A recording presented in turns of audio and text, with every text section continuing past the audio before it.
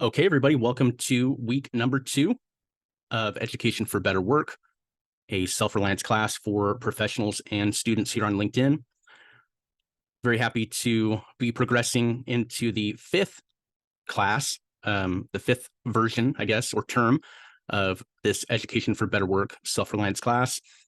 It's been uniquely designed for those of you who are career-minded, hoping to establish yourself as a professional, and also to take advantage of the many opportunities that this modern era has afforded us, specifically the ability to network with people across the country, across the globe, and really take advantage of some opportunities that just frankly were not available to those who were looking for work and pursuing an education even 10 or 15 years ago.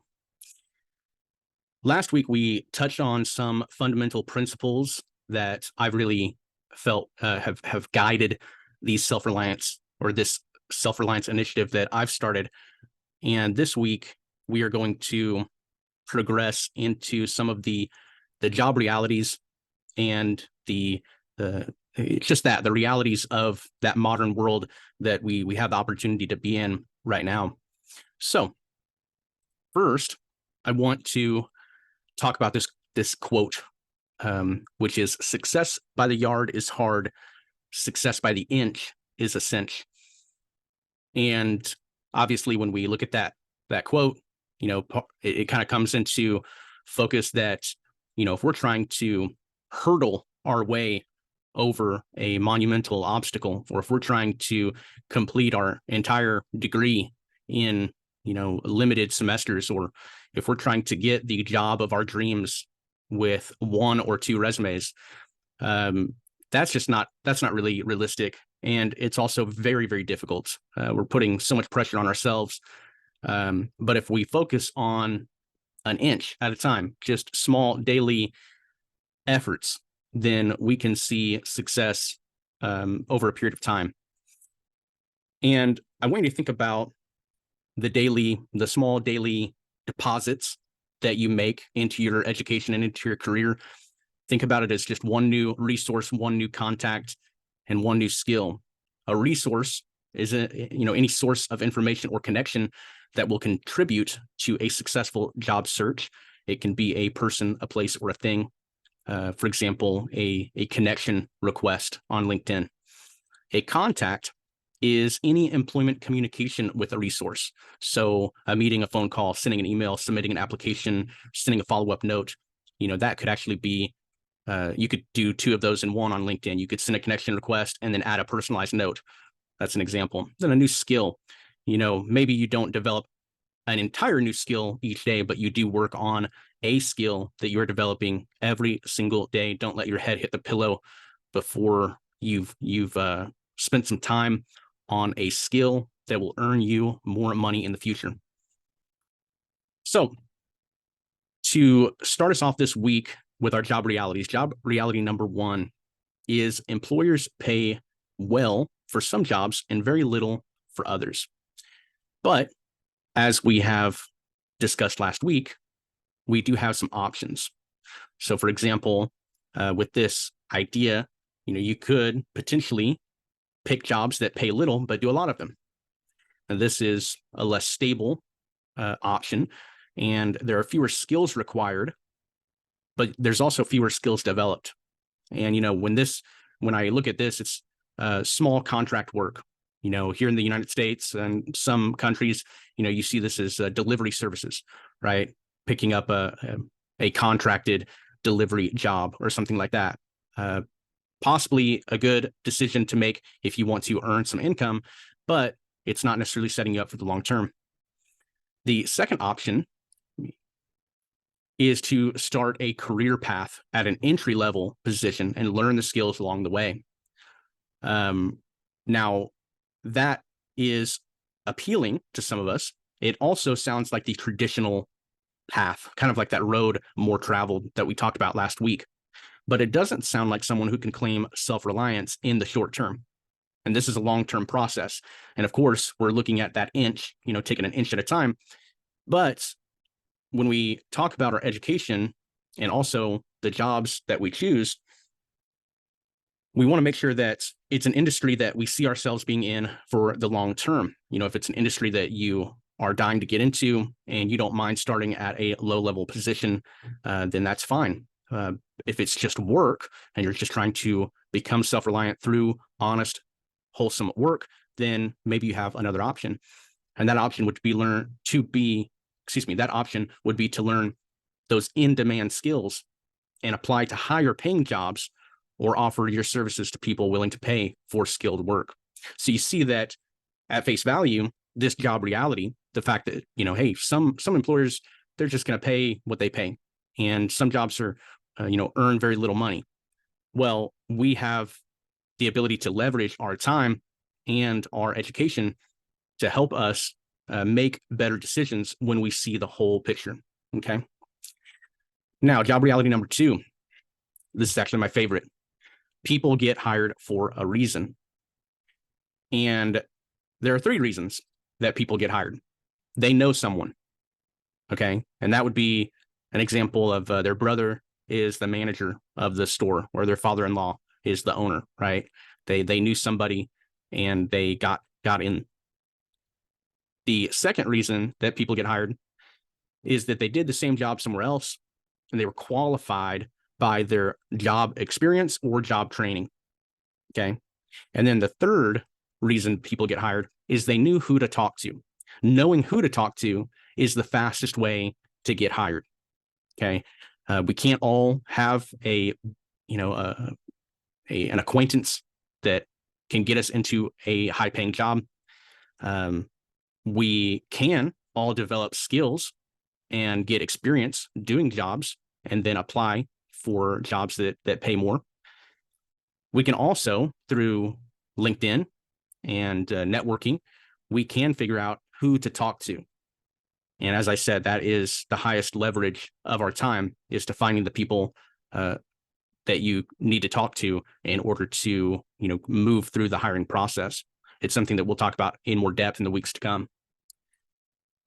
And finally, our third and last job reality that we'll talk about is being good at your job is not good enough. Once you have a job, you're going to need to continue to provide value to your employer and improve yourself.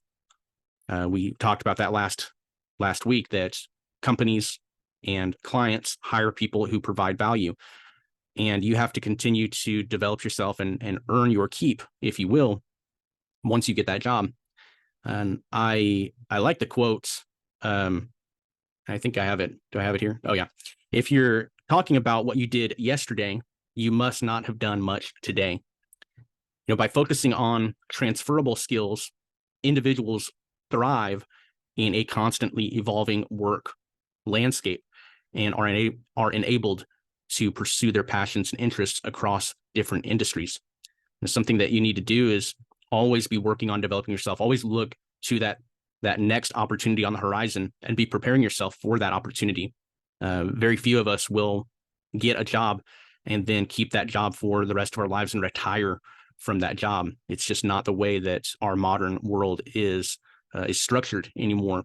And so what we need to do is start looking at ourselves as an economic unit. Okay. And I put here, you must market yourself. I also have this strong belief that we need to think of ourselves as a business. Something that you'll see in many countries, the United States as an example, is that every single person is turned into an economic unit, which, if it produced revenue, it could be taxed in order to fund the government. Okay. A lot of people, they allow themselves to be taxed like a business is taxed, but then they end up working as an employee. And so they pay so much when they don't make very, very much money. Okay. So that's a little bit more of a personal philosophy of mine, where it can be more practical, where it can be applied for us in this class, is doing what businesses do. Okay. A business, for example, builds infrastructure. The business and the leaders of that business, they develop skills and they help their employees and teams develop skills, and then they always stay top of mind. So, for example, a business without a payment processor could not receive its customers' funds. So in that way, they're building out an infrastructure. For us personally, we want to be able to, build out a portfolio, if you will, or resume. And that way we can have a tangible infrastructure by which we can receive funds. We can take payment for the services and skills that we have. A business that doesn't keep learning won't be in business for very long. So you have to keep developing current and new skills. And then staying top of mind, a business that people forget about doesn't stay in business very long. And so you have to be constantly, getting out there, networking, collaborating with others. And that way they know that you're still there. They know that you are still doing what you used to be doing.